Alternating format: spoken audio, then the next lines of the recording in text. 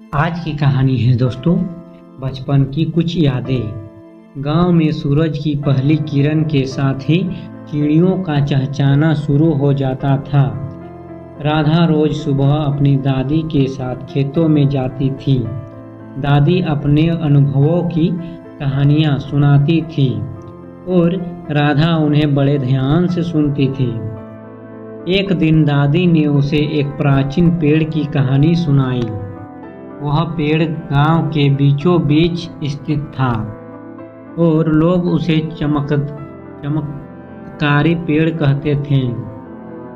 कहा जाता था कि इस पेड़ के नीचे बैठकर जो भी मन में से प्रार्थना करता था उसकी मनोकामना अवश्य पूरी होती थी।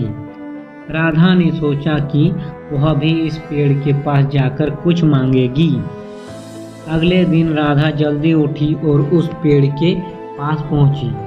उसने अपनी आंखों बंद की और मन ही मन एक छोटी सी प्रार्थना की, भगवान मेरी माँ बहुत बीमार है, उन्हें जल्दी से जल्दी ठीक कर दो। उसके बाद वह चुपचाप घर वापस आ गई। कुछ ही दिनों में राधा की माँ की तबीयत सुधरने लगी। डॉक्टर भी हैरान थे कि अचानक ऐसा कैसे हुआ। राधा ने दादी को सब कुछ बताया तो दादी ने हंसते हुए कहा, राधा, चमत्कार केवल हमारे विश्वास में है। जब हम सच्चे दिल से कुछ मांगते हैं तो पूरी ब्रह्मांड उसे पूरा करने में लग जाता है।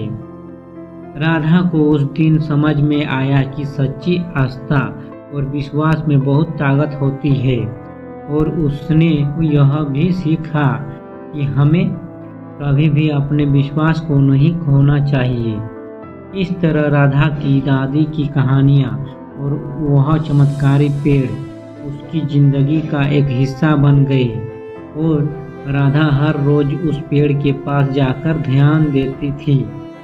धन्यवाद देती थी, यह जानते हुए कि असली चमत्कार हमारे अपने विश्वास और मेहनत में छुपा हुआ है।